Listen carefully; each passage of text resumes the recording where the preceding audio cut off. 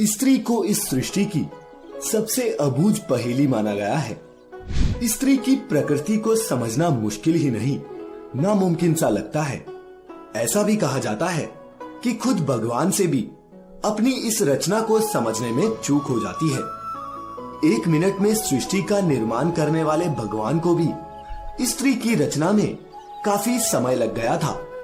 देवदूत स्त्री की रचना में लग रहे समय को लेकर भगवान से सवाल करने को विवश हो गए और फिर भगवान ने देवदूत के सभी सवालों के दिए कुछ अद्भुत जवाब। दरअसल भगवान को स्त्री की रचना करते हुए 6 दिन बीत चुके थे, फिर भी रचना अभी अधूरी थी।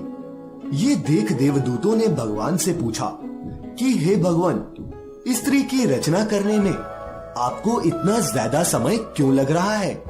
तो भगवान ने जवाब दिया कि क्या तुमने इसके सभी गुण देखे हैं? ये मेरी वो रचना है जो हर हालत में डटी रहेगी, स्थिति चाहे कैसी भी हो, ये सबको खुश रखेगी, अपने परिवार और सब बच्चों को एक सा प्यार देगी। इसमें बीमार होने पर भी कई घंटे काम करने की क्षमता होगी। भगवान की बातें सुनकर देवदूत हैरान रह गए और पूछने लगे कि क्या ये अपने दोनों हाथों से इतना कुछ कर सकती है?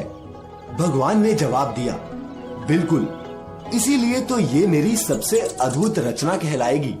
ये सुनकर देवदूत ने जब पास जाकर भगवान की इस बनाई रचना को हाथ लगाया तो कहने लगे, हे प्रभु, ये तो बहुत नाजुक है।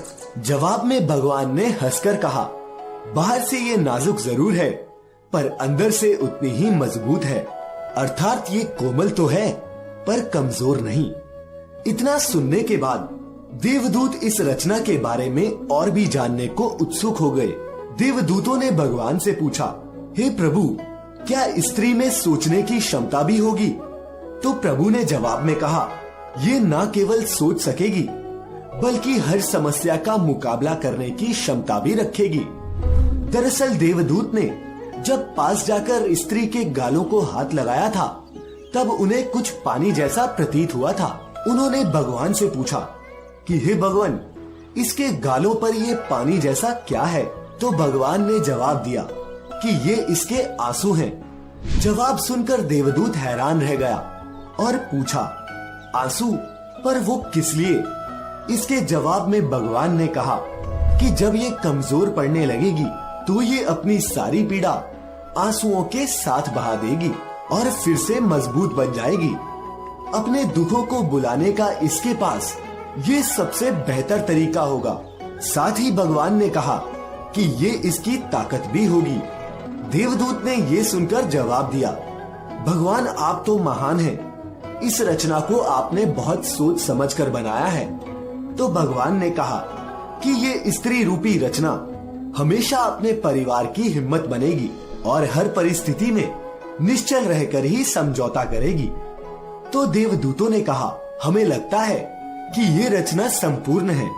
भगवान ने जवाब में कहा, नहीं, अभी इसमें एक कमी है और वो ये है कि ये अपना ही महत्व भूल जाएगी कि वो खुद कितनी खास है। प्रिय श्रोताओं, भगवान द्वारा बनाई इस रचना की कथा को देखने के बाद आप भी जान गए होंगे कि आखिर एक स्त्री में इतने गुण क्यों पाए जाते हैं।